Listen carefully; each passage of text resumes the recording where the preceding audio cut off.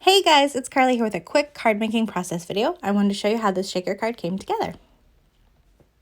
So here I've got my folded card, and then I've got a card panel that's going to go on top. I've die cut a rectangle from that panel that is going to be my shaker window. And then on the card front, I'm going to add a little bit of color and gloss, so I'm just masking it off really quickly. Now once it's all masked off, I'm adding the color with Distress Oxide inks.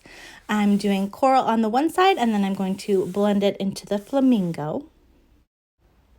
So every once in a while, I kind of pop that rectangle on top to make sure I've got color everywhere I need it. And then once my ink is all laid down, I'm going to put a little bit of these Nouveau Jewel drops on top to just add some gloss. So these are transparent, which means the ink color shows through, but I've got the strawberry color and the honeysuckle color, which kind of match the inks anyway. So I'm laying it on the tape because it is a water-based product, and I've got water reactive ink, and I don't want any big splotches.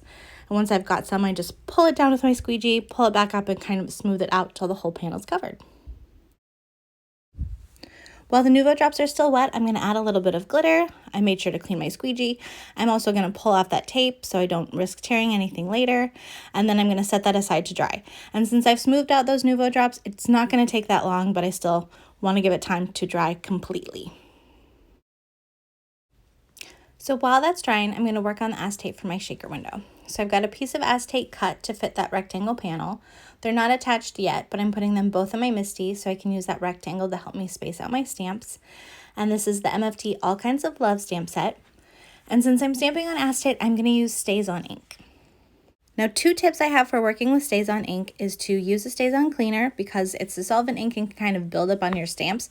So you want to make sure you really clean it all off.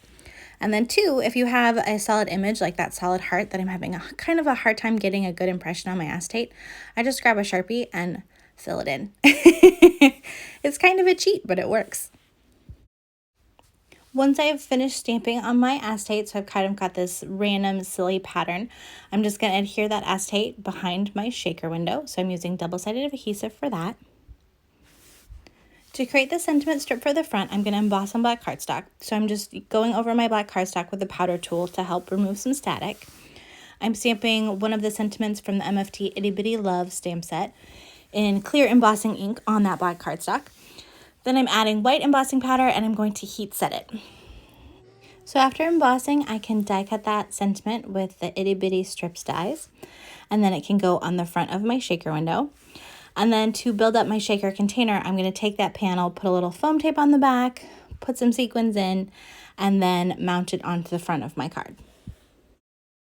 Now, one more note about this card is that I used some really lightweight filmy kind of sequins that don't move that much. They kind of just stick a little bit. And then I only used 1 layer of foam tape on my container, so it's not a very deep container. So that also limits the movement. So there isn't as much shake to this shaker card as there is to some of my other cards, but I actually like how it looks. So I'm happy with how it turned out. So thanks so much for watching. I hope it was helpful to see it in action, and I hope you're having a great crafty day.